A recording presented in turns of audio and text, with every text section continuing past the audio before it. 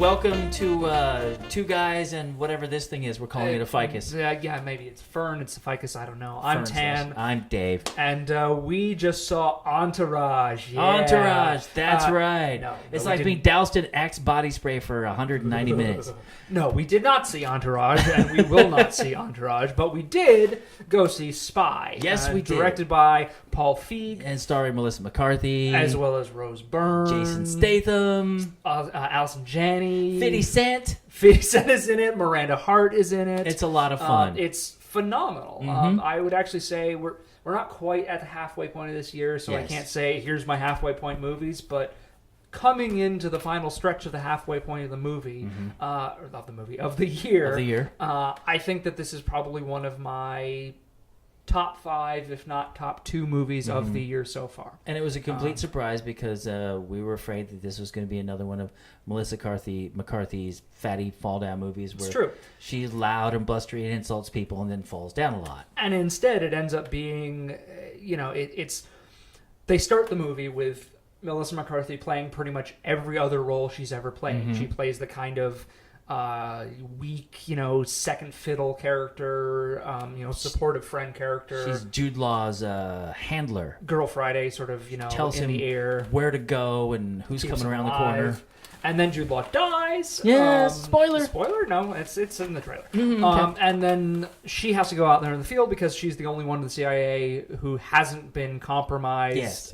Everybody else in the CIA is compromised. And so she has to go out there. And the good news is, and I do like this, is that she actually is a fully qualified field agent. Mm-hmm. She's just spent 10 years being sniped by Jude Law. Yes. And has lost any belief that she could actually be out there and doing it. And the whole thing kind of operates as like a referendum on Melissa McCarthy's career because she too has been trapped in the second banana. Absolutely. Well, and then she goes into sort of goofy wig, fat lady in a goofy wig, fatty fall down, as you put it, movie. And it spends like the next sequence sort of right in that vein. Yes.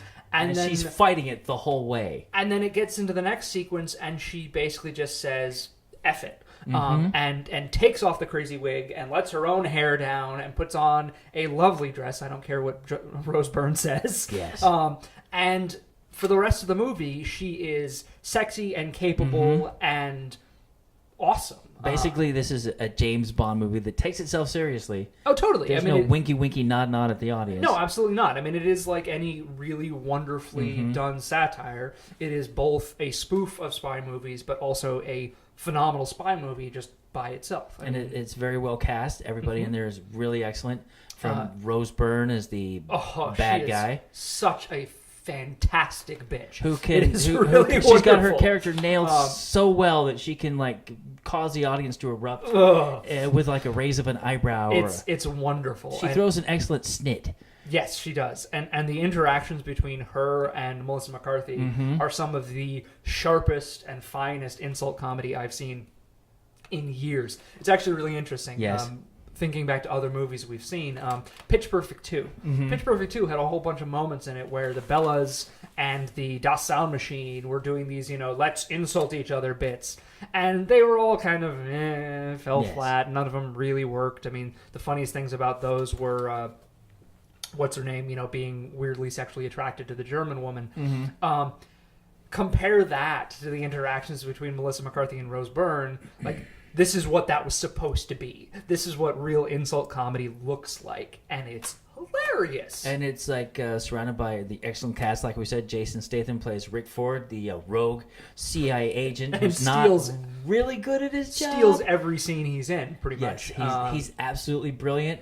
Everybody in this movie could get a spin-off movie, and it would be great. Miranda Hart, yep, plays another analyst who ends up essentially becoming Melissa McCarthy's handler, and then kind of goes out in the field herself, and develops an infatuation with 50 Cent, who apparently reciprocates that infatuation. And this is his best role ever. It's 50 Cent made me laugh harder than I think anything else in this entire movie. After 15 years of trying to be a movie star, he found his calling, just being himself. Pretty much, yeah. Over-enthusiastically being himself.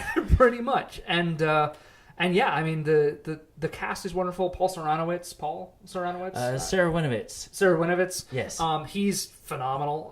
Aldo. Aldo. Aldo is amazing. Aldo will take every opportunity to be politically incorrect and to grope you and gropey. And the funny thing is like, and this is something. So you compare it to some of the other Paul Feig movies. I mean, you take something like Bridesmaid, which was very, very funny. I saw it once. I don't know that I ever want to see it again. Right.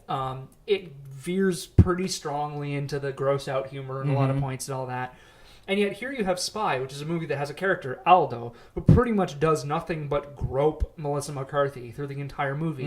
And yet somehow it never feels like gross out humor or like sex humor. Like they're not sex jokes. They're kind of slightly it's more just his character. It's just his character. It comes from his character, and they put the most inspirational speech in the movie in Aldo's mouth. Oh, absolutely. And it works. Mean, he's a supportive character. And in some level, like, it seems almost backwards, but like the fact that Melissa McCarthy, every time she gets groped by this guy, can just go, cut it out, stop it, actually feels really empowering for her. Like, you know, it's like he's being that dickhole guy, and she doesn't put up with it, and the movie doesn't put up with it, and does not reward him or anything like that. And so that's really nice. So I think it's well directed. This is probably Paul Feig's best directed movie. I'd say so. It looks and sounds and walks and talks just like a James Bond movie. Absolutely, it probably does. Like the best James Bond movie in a long time that didn't have James in it. Absolutely, I think so. I mean, it's a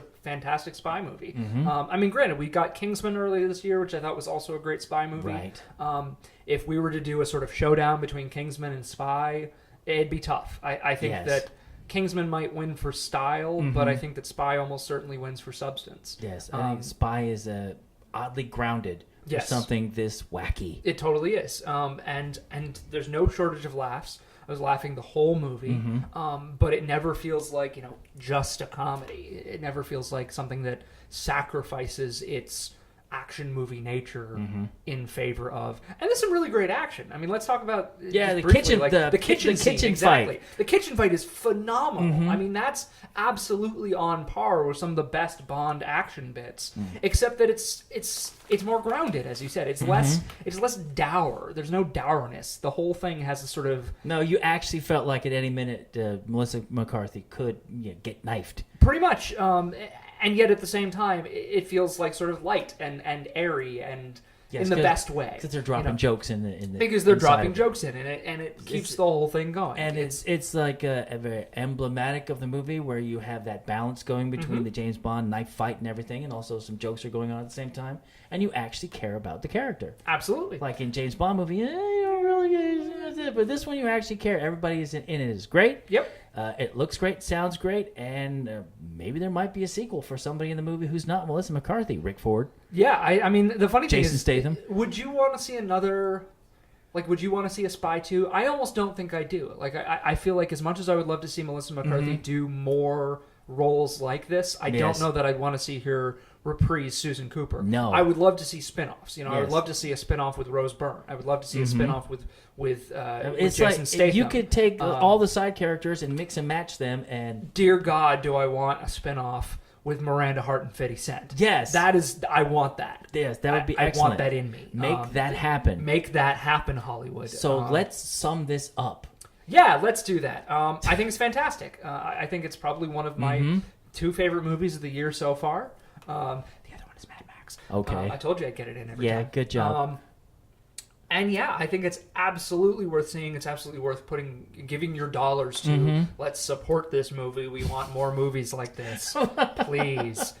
We need more strong female characters. We need Melissa McCarthy to play smart and sexy and capable and not dowdy and bumbling. And we need Jason Statham to play we need him in more comedies. Dumb and violent. We need comedy Jason Statham. Yes, we do. In our lives. We want to see more of this guy. This is how we started in Snatch and all those it's true. Guy Ritchie movies, funny and violent. Yep. And now he's come full circle. Full circle. Let's not make any more Crank or Expendable movies. We just want to see Rick Ford. I'm good with that. Anyway, I'm Tan. And I'm not Tan. No, he's Dave, in fact. I'm the opposite of Tan. And this is maybe not a fern. And Ficus. Ficus? Exactly why it doesn't work is you take what is currently my favorite movie of the year, Mad Max Fury Road, a movie I feel like we're going to be talking about in virtually every episode we do this for the rest of the summer. Okay.